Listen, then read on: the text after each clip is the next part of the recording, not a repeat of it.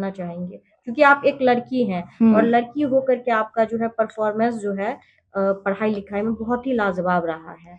और उन बहुत सारे ऐसे घर हैं जो आज के टाइम में भी माँ-बाप के द्वारा उनसे जो है चूल्हा-चौका करवाया जाता है आपकी ही उम्र में, उनसे काम करवाया जाता है घर का। उनको जो है स्कूल जाने के लिए भी जो है निर्धारित समय दिया जाता है, निर्धारित दिन दिया जाता है। फिर भी अभी जितना आगे निकलना चाहिए महिलाओं को या फिर जो बच्चियाँ हैं, जो छात्र हैं, उनको मौका वो नहीं मिल पा रहा है। उन लोगों को बोलेंगे कि ज़्यादा से ज़्यादा आजकल लड़की पढ़ाई में आगे जा रही है, तो लड़की को ज़्यादा से ज़्यादा पढ़ाने के लिए घर के काम-काज में थोड़ा कम ध्यान दिलवाने।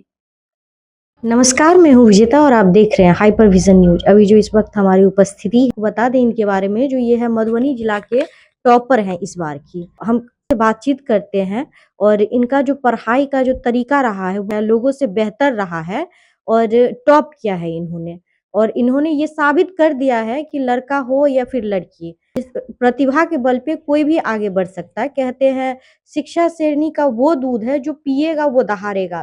क्योंकि एक छोटे से गाँव से निकल कर के जहाँ पे इमेजिंग भी करना आता है, फर्स्ट डिवीज़न भी अगर कर जाए तो वो बड़ी बात हो जाती है गाँव के लिए या क्षेत्र के लिए, जिस क्षेत्र से ये आती हैं। और यहाँ पे इन्होंने टॉप किया है, कहीं न कहीं पूरे मधुबनी डिस्ट्रिक्ट में टॉप किया है। और बिस्फी की ये बेटी आपको बता दें, बिस्फी है जो कवि कोकिल विद्यापति का गाँव या धाम हुआ करता था, उस नाम से जो प्रख्यात है या विकसित है। तो खास बातचीत हम इन्हीं से है। स्वागत है आपका हाइपर विज़न न्यूज़ में। मेरा नाम प्रीति प्रियदर्शी है। मेरे पिताजी का नाम श्री वीरेंद्र कुमार पंडित है। मेरे माताजी का नाम श्रीमती संगीता कुमारी है। मेरे दादाजी का नाम श्री रामाशीष पंडित है और मेरी दादी का नाम श्रीमती अनारसी देवी है। मैं मधुबनी जिला के भगवती गाँव की निवासी हूँ। आप हमें ये बताएँ, जो आपके हाथ में ये शील्ड रखा हुआ है, ये पाकर के आप कैसा महसूस कर रहे हैं? बहुत अच्छा महसूस हो रहा है। अच्छा, रिज़ल्ट आपका कैसे पता चला? किसने पहले बार आपको इन्फॉर्मेशन दिया? पहले कोचिंग के सर भेजे थे। अच्छा, कोचिंग के सर भेजे थे। तो आपको यकीन था कि रियली आप टॉप करेंगी? नहीं, नहीं पता था? नहीं। अच्छा, पढ़ाई का पठन-पाठन का क्या, फिर जब आप पढ़ाई करती थी, आपका ख़्याल आता था कि आप टॉप करेंगी या बेहतर करेंगी या सबसे बेहतर होगा? सोच रहे थे मेहनत करें तो रिजल्ट बेहतर आएगा ही। लेकिन ये नहीं पता था कि आप टॉप करेंगी, वो भी मधुबनी डिस्ट्रिक्ट में? नहीं, या जो प्रखंड लेवल का है वो टॉपर बनेंगी आप? नहीं। अच्छा, तो आपका पढ़ाई-लिखाई जो आप करती थी, किस टाइप के, क्या सोचती थी पढ़ाई-लिखाई करने टाइम में आप? पढ़ाई-लिखाई टाइम में सोचते थे कि सबसे बेहतर करना है। सबसे बेहतर। हाँ। अच्छा, स्कूल में आपका रोल नंबर जो है हमेशा कितना से कितना तक आता था? मेरा 10th में रोल नंबर 1 था। रोल नंबर 1 था, हाँ। ठीक है। और उससे पहले जो क्लास फर्स्ट, सेकंड, थर्ड कुछ याद है आपको? क्लास 9th में 28 था रोल नंबर। 28 था, हाँ। क्लास 9th में। हाँ। और पढ़ाई कैसी आप करती थी? कौन-से सब्जेक्ट आपका सबसे ज़्यादा पसंद था? मुझे मैथ सबसे ज़्यादा पसंद था। हुँ, मैथ पसंद था। हुँ। और मैथ के अलावा? मैथ के अलावा साइंस भी पसंद था। कितने मार्क्स आए मैथ में आपके? मैथ में 100 में 100 आया है। 100 में 100 आया है। हाँ। और बाकी जो भी अन्य सब्जेक्ट है? साइंस में 95 आया है, सोशल साइंस में 96 आया है, हिंदी में 96 आया और मैथिली में 92 आया है। और टोटल आपके सब्जेक्ट जो है, उसमें कितने मार्क्स हैं? क्या 479। 479 हुँ। नंबर है। आगे क्या आपका प्लानिंग है? क्या योजना है, क्या आपको करना है? आगे यूपीएससी की तैयारी करना है। यूपीएससी की हुँ। तैयारी। पढ़ाई जो करती थी वैसे ही रणनीति बनाती थी कि मुझे जो है यूपीएससी करना है, हाँ, या फिर आगे जाके यूपीएससी का तैयारी करना है। अच्छा, ये आपका कहीं न कहीं सोच था कि मुझे आगे जाके यूपीएससी का तैयारी करना है। हाँ। उसी तरीके से आप पढ़ाई करते थे हुँ। और फिर जो परिणाम है वो बेहतर आया है। हाँ। बाकी जो लोग इस बार पास नहीं कर पाए हैं, तो उनके लिए क्या कहना चाहेंगे? वो हताश या निराश ना हो और आगे अच्छा बेहतर करने का सोचें। अच्छा, हुँ। अच्छा। और अपने मम्मी-पापा को क्या कहना चाहेंगे आप?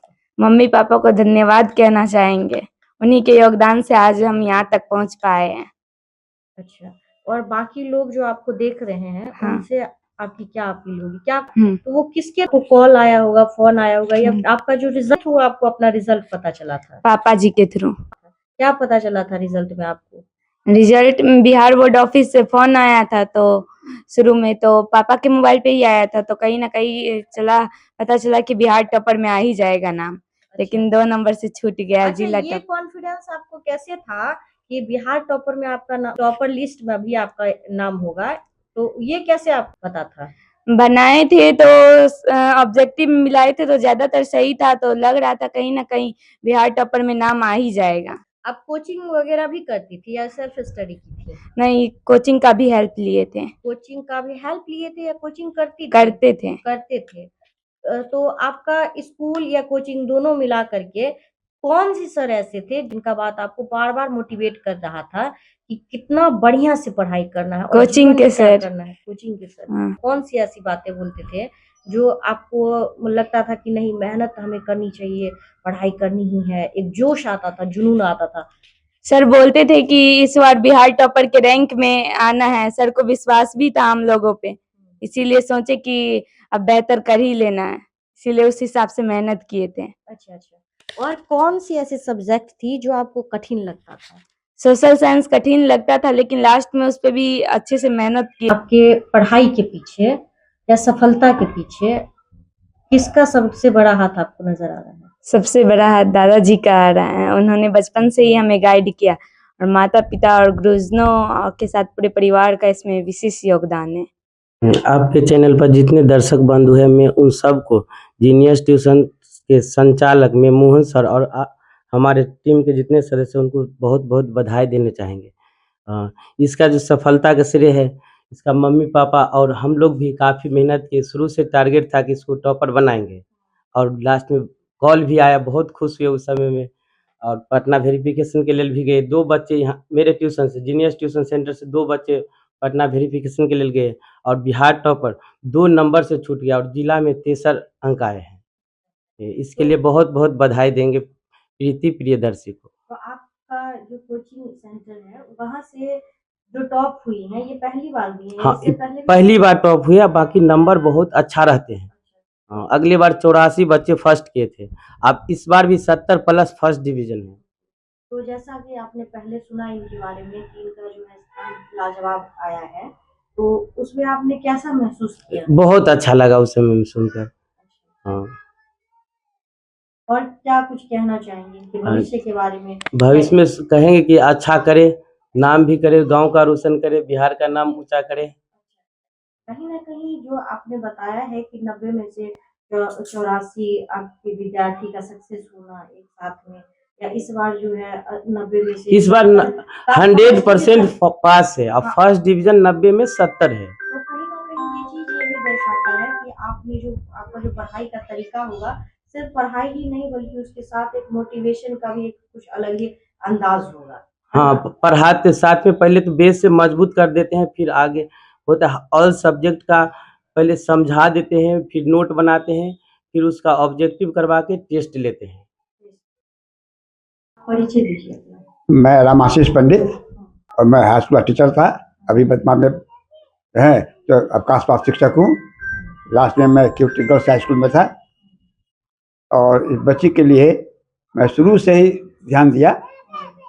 हमेशा पूछता रहा कि कोई दिक्कत है तो बोलो, कोई दिक्कत है तो बोलो और उस ध्यान से और पढ़ने पर ध्यान से क्या कर रही है नहीं कर रही है वो भी ध्यान देते थे।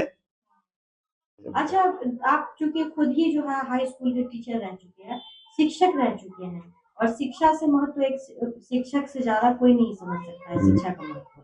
तो उसमें आप अपने बच्चियाँ को जो है किस टाइप से मोटिवेट करते थे, प्रेरित करते थे या क्या ऐसा बोलते थे कि वो पढ़ाई के जहाँ आज का टाइम जो सोशल मीडिया पे लोग 18-18, 20-20 घंटा अनर्गल चीज़ों में टाइम पास कर रहे हैं, खास करके बच्चियाँ भी जो मोबाइल से चिपके रहते हैं एकदम ही और उस टाइम में बेहतर मार्क्स लाना ये दर्शाता है कहीं न कहीं कि मोबाइल से दूर रही है।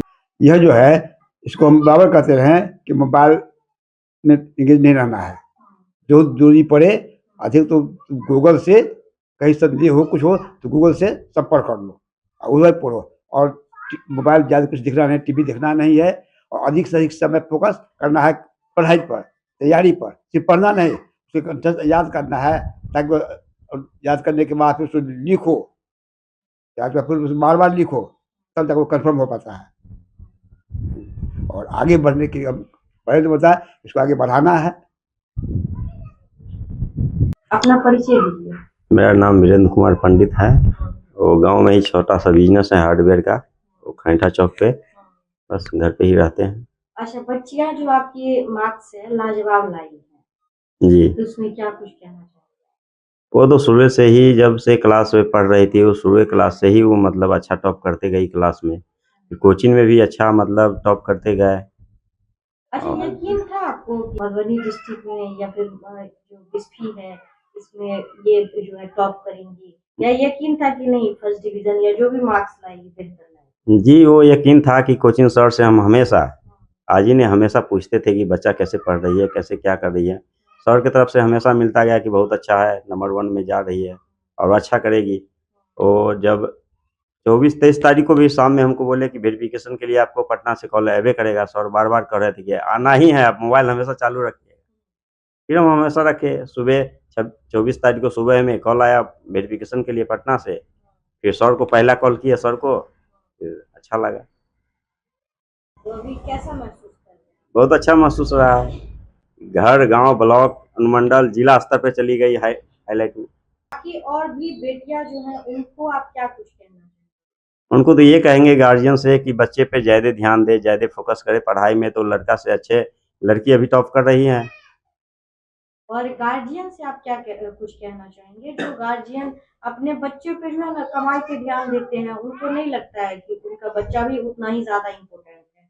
वे बच्चे से जैसे आप कम से कम शिक्षक से पूछते थे व्यस्तता भरे अपने टाइम में कि जो है मेरा बच्चा कैसा पढ़ रहा है या मेरी बच्ची कैसे पढ़ रही है, लेकिन आज के पेरेंट्स कहीं ना कहीं इससे कट चुके हैं, कहीं ना कहीं वो भी मोबाइल पे उतना ही टाइम दे रहे हैं जितना कि वो बच्चे पे दे रहे हैं। नहीं तो गार्जियन को तो ये ध्यान रखना चाहिए कि बच्चे की जो पढ़ाई-लिखाई है, उस पे तो थोड़ा फ़ोकस करना चाहिए और उसको अदर काम में नहीं लगाना चाहिए। ओनली पढ़ाई को तो पढ़ाई में लगाना चाहिए।